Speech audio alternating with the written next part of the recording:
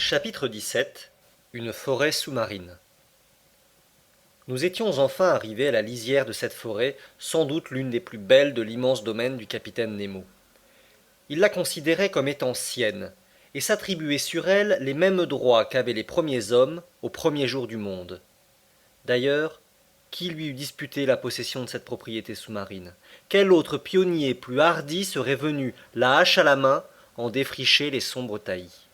Cette forêt se composait de grandes plantes arborescentes, et dès que nous eûmes pénétré sous ces vastes arceaux, mes regards furent tout d'abord frappés d'une singulière disposition de leurs ramures, disposition que je n'avais pas encore observée jusqu'alors. Aucune des herbes qui tapissaient le sol, aucune des branches qui hérissaient les arbrisseaux, ne rampait ni ne se courbait, ni ne s'étendait dans un plan horizontal. Toutes montaient vers la surface de l'océan. Pas de filaments, pas de rubans, si minces qu'ils fussent, qui ne se tinssent droits comme des tiges de fer. Les fucus et les lianes se développaient suivant une ligne rigide et perpendiculaire, commandée par la densité de l'élément qui les avait produits. Immobiles, d'ailleurs, lorsque je les écartais de la main, ces plantes reprenaient aussitôt leur position première. C'était ici le règne de la verticalité. Bientôt, je m'habituai à cette disposition bizarre, ainsi qu'à l'obscurité relative qui nous enveloppait. Le sol de la forêt était semé de blocs aigus difficiles à éviter. La flore sous-marine m'y parut être assez complète, plus riche même qu'elle ne l'eût été sous les zones arctiques ou tropicales où ces produits sont moins nombreux. Mais pendant quelques minutes, je confondis involontairement les règnes entre eux, prenant des zoophytes pour des hydrophytes, des animaux pour des plantes. Et qui ne s'y fut pas trompé? La faune et la flore se touchent de si près dans ce monde sous-marin. J'observai que toutes ces productions du règne végétal ne tenaient au sol que par un empattement superficiel. Dépourvues de racines, indifférentes au corps solide, sable, coquillage, test ou galets qui les supportent, elles ne lui demandent qu'un point d'appui, non la vitalité. Ces plantes ne procèdent que d'elles-mêmes, et le principe de leur existence est dans cette eau qui les soutient, qui les nourrit. La plupart, au lieu de feuilles, poussaient des lamelles de forme capricieuse, circonscrites dans une gamme restreinte de couleurs qui ne comprenait que le rose, le carmin, le vert, l'olivâtre, le fauve et le brun. Je revis là, mais non plus desséchés comme les échantillons du Nautilus, des padines paons déployées en éventail qui semblaient solliciter la brise, des céramies écarlates, des laminaires allongeant leurs jeunes pousses comestibles, des néréocystées filiformes et flexueuses qui s'épanouissaient à une hauteur de 15 mètres, des bouquets d'acétabules dont les tiges grandissaient par le sommet, et nombre d'autres plantes pélagiennes, toutes dépourvues de fleurs.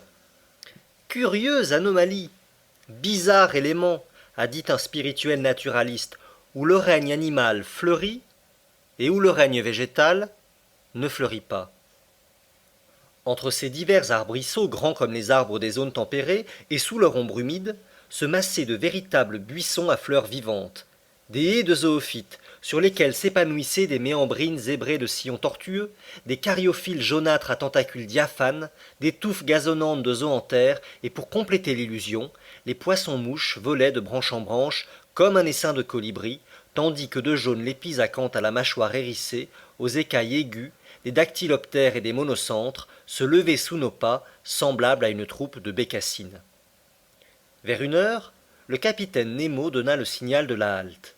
J'en fus assez satisfait pour mon compte, et nous nous étendîmes sous un borceau d'alarier, dont les longues lanières amincies se dressaient comme des flèches. Cet instant de repos me parut délicieux. Il ne nous manquait que le charme de la conversation. Mais impossible de parler, impossible de répondre. J'approchai seulement ma grosse tête de cuivre de la tête de Conseil, je vis les yeux de ce brave garçon briller de contentement, et en signe de satisfaction, il s'agita dans sa carapace de l'air le plus comique du monde. Après 4 heures de cette promenade, je fus très étonné de ne pas ressentir un violent besoin de manger.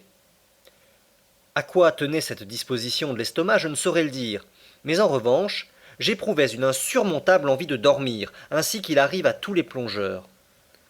Aussi mes yeux se fermèrent-ils bientôt derrière leur épaisse vitre, et je tombai dans une invincible somnolence que le mouvement de la marche avait seul pu combattre jusqu'alors. Le capitaine Nemo et son robuste compagnon étendus dans ce limpide cristal, nous donnaient l'exemple du sommeil. Combien de temps restai-je ainsi plongé dans cet assoupissement? Je ne pus l'évaluer, mais lorsque je me réveillai, il me sembla que le soleil s'abaissait vers l'horizon. Le capitaine Nemo s'était déjà relevé, et je commençais à me détirer les membres quand une apparition inattendue me remit brusquement sur les pieds. À quelques pas, une monstrueuse araignée de mer, haute d'1 mètre, me regardait de ses yeux louches, prête à s'élancer sur moi. Quoique mon habit de scaphandre fût assez épais pour me défendre contre les morsures de cet animal, je ne pus retenir un mouvement d'horreur. Conseil et le matelot du Nautilus s'éveillèrent en ce moment.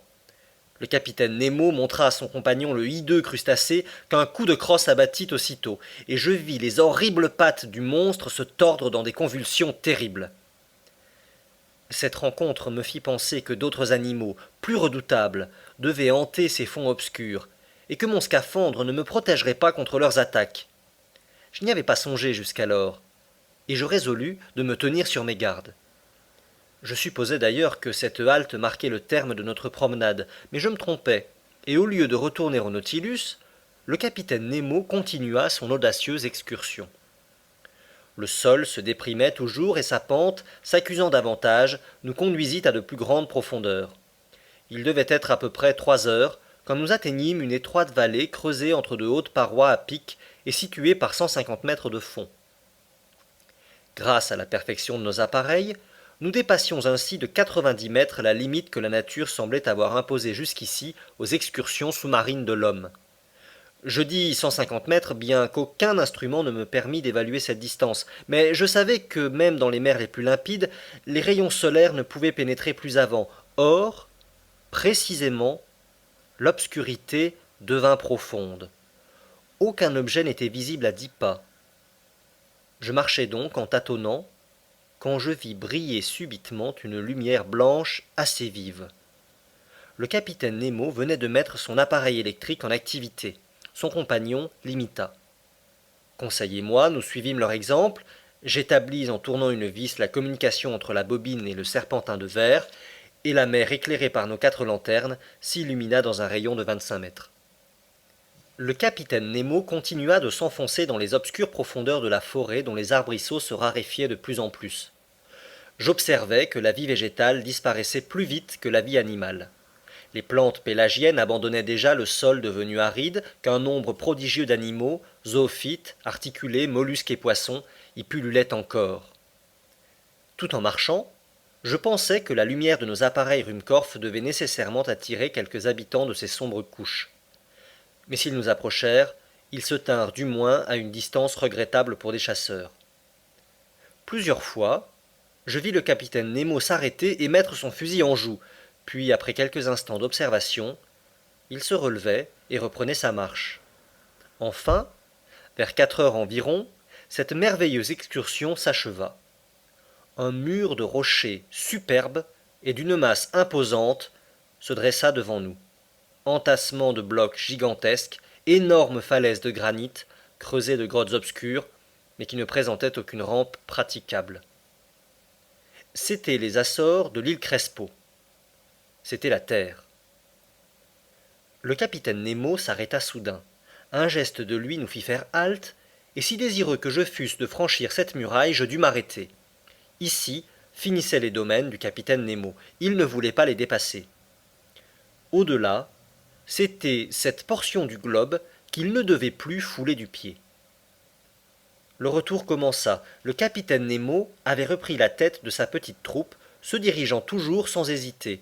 Je crus voir que nous ne suivions pas le même chemin pour revenir au Nautilus. Cette nouvelle route, très raide et par conséquent très pénible, nous rapprocha rapidement de la surface de la mer. Cependant, ce retour dans les couches supérieures ne fut pas tellement subit que la décompression se fit trop rapidement, ce qui aurait pu amener dans notre organisme des désordres graves et déterminer ces lésions internes si fatales aux plongeurs. Très promptement, la lumière reparut et grandit, et le soleil étant déjà bas sur l'horizon, la réfraction borda de nouveau les divers objets d'un anneau spectral. À 10 mètres de profondeur, nous marchions au milieu d'un essaim de petits poissons de toute espèce, plus nombreux que les oiseaux dans l'air, plus agiles aussi, mais aucun gibier aquatique digne d'un coup de fusil ne s'était encore offert à nos regards. En ce moment, Je vis l'arme du capitaine, vivement épaulée, suivre entre les buissons un objet mobile. Le coup partit, j'entendis un faible sifflement, et un animal retomba foudroyé à quelques pas. C'était une magnifique loutre de mer, une anhydre, le seul quadrupède qui soit exclusivement marin. Cette loutre, longue d'1,50 m, devait avoir un très grand prix. Sa peau, d'un brun marron en dessus et argenté en dessous, faisait une de ces admirables fourrures si recherchées sur les marchés russes et chinois. La finesse et le lustre de son poil lui assuraient une valeur minimum de 2 000 francs. J'admirais fort ce curieux mammifère à la tête arrondie et ornée d'oreilles courtes, aux yeux ronds, aux moustaches blanches et semblables à celles du chat, aux pieds palmés et inguiculés, à la queue touffue. Ce précieux carnassier, chassé et traqué par les pêcheurs, devient extrêmement rare et il s'est principalement réfugié dans les portions boréales du Pacifique où vraisemblablement son espèce ne tardera pas à s'éteindre. Le compagnon du capitaine Nemo vint prendre la bête, la chargea sur son épaule et l'on se remit en route. Pendant 1 heure, une plaine de sable se déroula devant nos pas. Elle remontait souvent à moins de 2 mètres de la surface des eaux. Je voyais alors notre image nettement reflétée se dessiner en sens inverse, et au-dessus de nous apparaissait une troupe identique, reproduisant nos mouvements et nos gestes, de tout point semblable en un mot, à cela près qu'elle marchait la tête en bas et les pieds en l'air. Autre effet à noter, c'était le passage de nuages épais qui se formaient et s'évanouissaient rapidement, mais en réfléchissant, je compris que ces prétendus nuages n'étaient dus qu'à l'épaisseur variable des longues lames de fond, et j'apercevais même les moutons écumeux que leurs crêtes brisées multipliaient sur les eaux. Il n'était pas jusqu'à l'ombre des grands oiseaux qui passaient sur nos têtes, dont je ne surprisse le rapide effleurement à la surface de la mer. En cette occasion, je fus témoin de l'un des plus beaux coups de fusil qui ait jamais fait tressaillir les fibres d'un chasseur. Un grand oiseau, à large envergure, très nettement visible, s'approchait en planant. Le compagnon du capitaine Nemo le mit en joue et le tira. Lorsqu'il fut à quelques mètres seulement au-dessus des flots, l'animal tomba foudroyé, et sa chute l'entraîna jusqu'à la portée de l'adroit chasseur qui s'en empara. C'était un albatros de la plus belle espèce, admirable spécimen des oiseaux pélagiens. Notre marche n'avait pas été interrompue par cet incident. Pendant 2 heures, nous suivîmes tantôt des plaines sableuses, tantôt des prairies de varech, fort pénibles à traverser. Franchement, je n'en pouvais plus, quand j'aperçus une vague lueur qui rompait à un demi-mille l'obscurité des eaux. C'était le fanal du Nautilus. Avant 20 minutes, nous devrions être à bord, et là, je respirerais à l'aise, car il me semblait que mon réservoir ne fournissait plus qu'un air très pauvre en oxygène. Mais je comptais sans une rencontre qui retarda quelque peu notre arrivée. J'étais resté d'une vingtaine de pas en arrière, lorsque je vis le capitaine Nemo revenir brusquement vers moi. De sa main vigoureuse, il me courba à terre, tandis que son compagnon en faisait autant de conseils. Tout d'abord, je ne sus trop que penser de cette brusque attaque, mais je me rassurai en observant que le capitaine se couchait près de moi et demeurait immobile.